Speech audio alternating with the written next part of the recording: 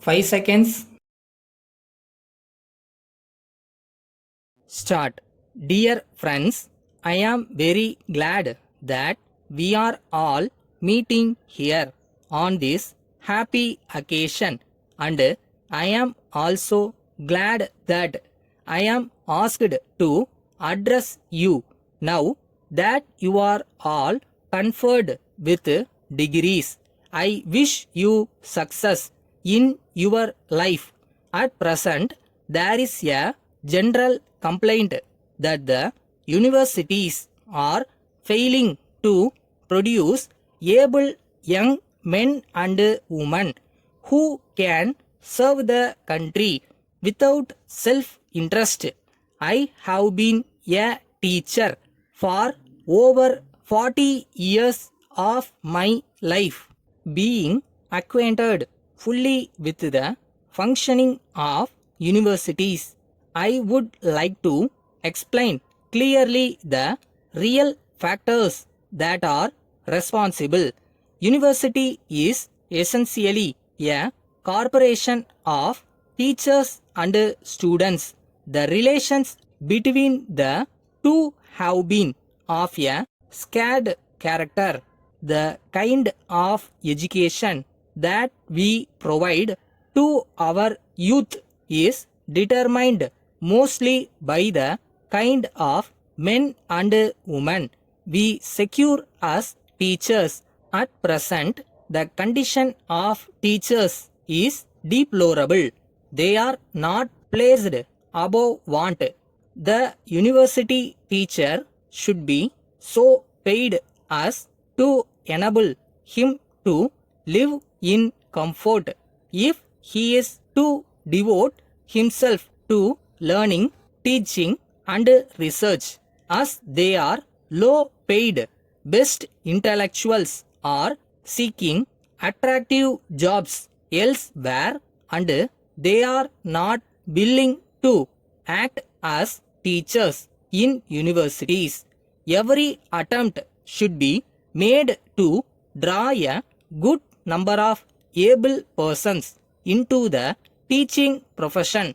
I hope the university service will become as attractive as the all India services, for that is the only way to recruit and retain some of the ablest persons for the universities. It is also necessary to select such of the persons as teachers who have love for the subject they have to handle. Securing of a few able teachers is not sufficient. Their number must be proportionate to the number of students. The accommodation in colleges is insufficient.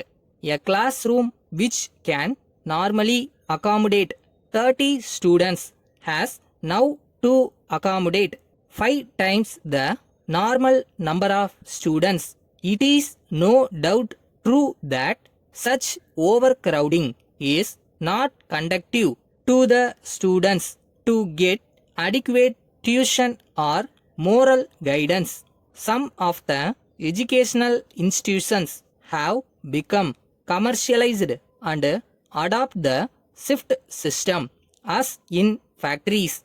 These circumstances do not allow students to express themselves, to take part in games, etc., and to have real contact with the teachers, which is much better than a long course of study.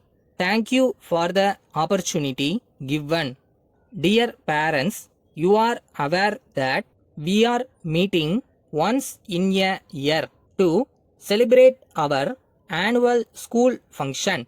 We shall be holding this year's function at the end of April instead of in July as proposed earlier. Our school has produced great persons like our Chief Minister, who has agreed to preside over our celebrations. We desire to conduct sports, etc., and include the presentation of prizes in the program of our function. While learning, our students have produced many varieties of things like tapes, rulers, towels, etc. We desire to sell these things at the school exhibition at cheap rates. Those who want to buy them can do so by paying the price at the counter and can take delivery then and there.